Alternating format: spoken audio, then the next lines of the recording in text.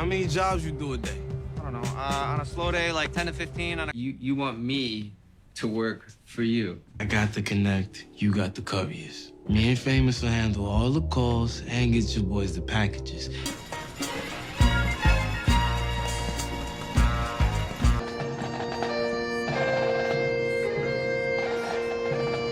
I'm thrilled that you're interested in enlisting. But there is a process here, Laverne.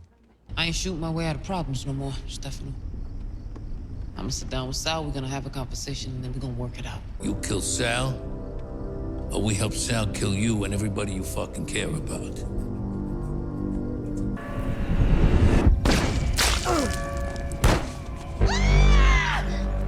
Dying is some lonely ass shit.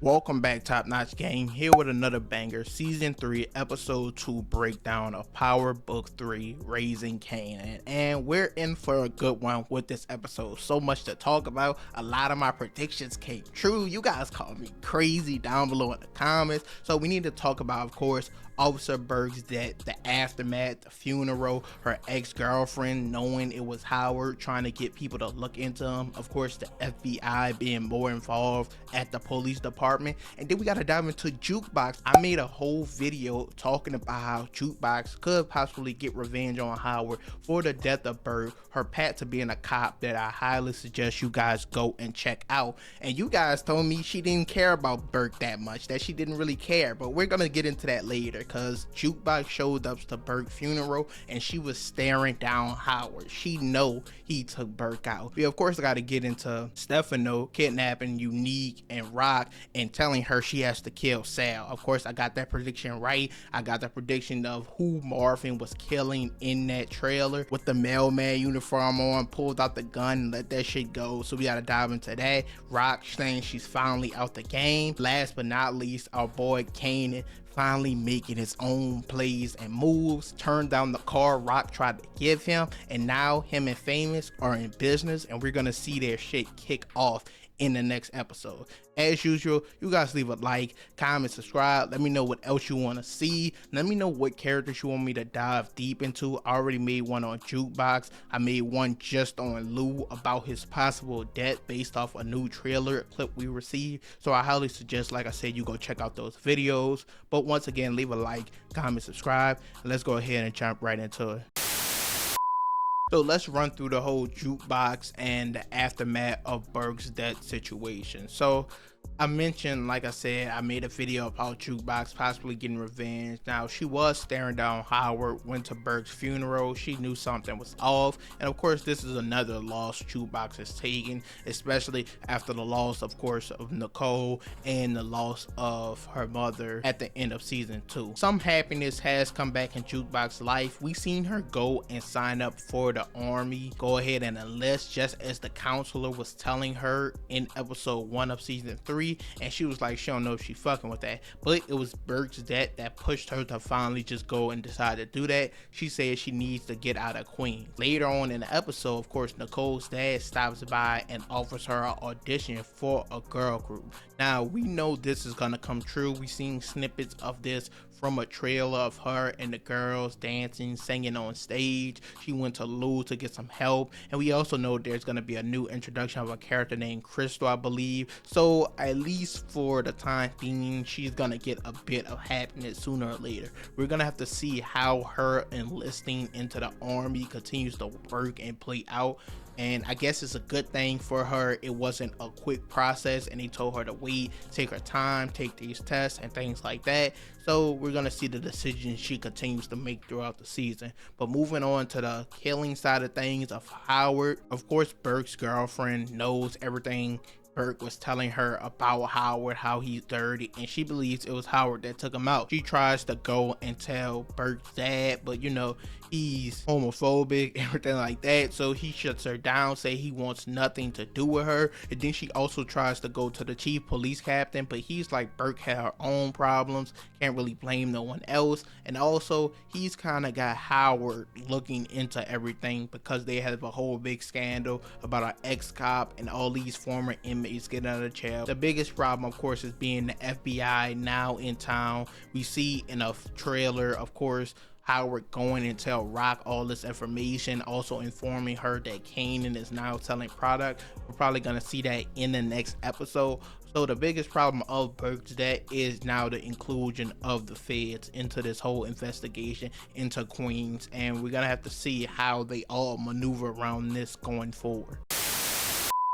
Next, into the Rock, Stefano, Sal situation. Now, the deal was simply, she take out Sal, she could leave the game, all square, all is good. She obviously didn't want to do it since she doesn't shoot her way out of problems anymore, but Stefano kidnapped her and Unique and said basically, hey, she take out Sal or he's gonna help Sal take her out. So she has to choose one. So of course she gets Marvin on the job, and I think it was rightfully Marvin to do it because this whole war started because Marvin hired Sal's son and Sal's son couldn't get the job done. So Sal told Rock to give up Marvin to her or it's gonna be blood in the streets, and she said she's not giving up her brother. He tried to retaliate, tried to take out Marvin, didn't happen. He killed Marvin's girl. We seen Lou of course get revenge from Marvin for that situation. Sal sent all his guys, they hit up Rock's spot, hit Lou's studio, and hit Marvin at the apartment, but they all luckily survived. And now Stefano says Sal is too much of a problem and he needs to go. Now, they kind of try to make you feel bad for him in this episode. He was taking care of a new baby, but Marvin, of course, had to get the job done, and he goes and takes out Sal. Now, the interesting part of all this, of course, is that Stefano says Rock is out the game. She also went to Juliana and her connects and told him she's done as well, and they freely let her go. We're gonna have to look more into her beef with the girl, though, because, you know, she did betray her, so we're gonna look into that more going forward. The fact of the matter is Rock really out the game? We saw with our boy Ghost, no one actually is out the game, and we see that with a conversation between Unique and Stefano where Unique goes to him behind Rock's back, but he says it's business. Rock is out the game, so this doesn't pertain to her, and Unique tried to position himself to become like the next connect once Sal is gone, Rock is out the game, to start making moves and plays of his own. Now, I wouldn't say this is betraying her, because once again, Rock is out the game. This doesn't really concern her. It's all on her if she believes that. Now, a thing I want to point out is we see in snippets and trailers of Ronnie saying he should have been killed Rock when he had the chance, coming up in the episode 3 trailer. We're gonna fully break down that trailer. Video gonna be out this Sunday, so be on the lookout for that. But we see that, and we also see another snippet from a different trailer of Unique telling Ronnie Rock is out the game, we're good, to chill the fuck out. So we know Ronnie is gonna be out here wilding. He's gonna be gunning for Rock. He's probably gonna be gunning for Unique once he finds out about their relationship. But like I said, we're gonna break that down in the episode 3 trailer breakdown this Sunday, so be on the lookout for that. But as I said, Rock did get the job done. She should technically be out the game, trying to go legit. We're just gonna have to wait and see how it works out for her, because as we've seen from characters in the past, even Lou within this show, it doesn't really work out. And last up with our boy Kanan. Now, he met a guy that was running this little courier business, and so he decided to utilize this to his advantage, and him and Famous are gonna start moving weed product through this and have this guy tell his guys to deliver it wherever. But this is his first hustle into the streets on his own, not connected to Rock. Well, I guess you could count the shit that got Nicole killed, but this is like his first legit shit where he knows what he's doing. He thought it through, made a plan, and now he got his shit going, and we're gonna see it pop off within the next 2 episodes. Now, a thing I want to point out once again, because these trailers reveal so much information, one of the guys that works for this courier business is gonna get surrounded and picked up by the police, as we seen in the trailer. Now we gotta know if this guy will fold, who we tell on, the whole situation, because once again, Howard is Kanan's dad. He will do anything to protect him. We see him going to Rock, as I said in the trailer, telling her Kanan's hanging with these new guys, the feds all around, so they're gonna try to protect him. We gotta see what happens with this guy on this scooter, get picked up by the cops. Will he snitch? Will he give someone up?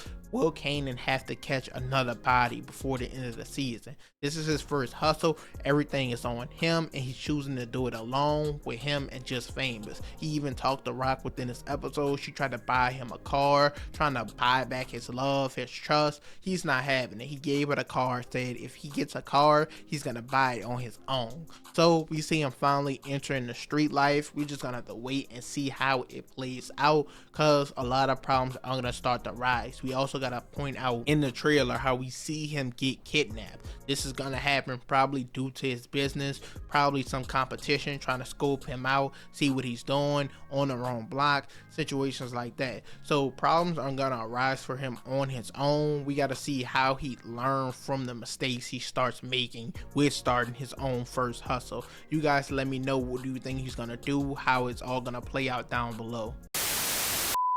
Overall though, that's it for this video. I think this was a pretty good fucking episode. I'm starting to think Raising Kanan might be my favorite out of all of the spin-offs so far.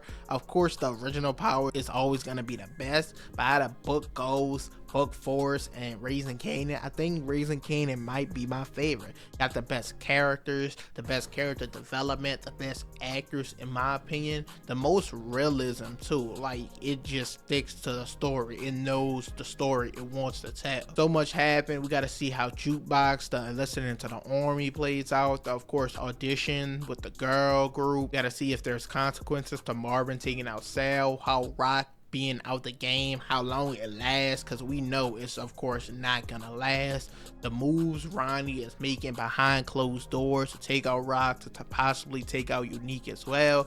It's just so much we gotta wait to see this season. Once again, leave a like, comment, subscribe, and I'm out.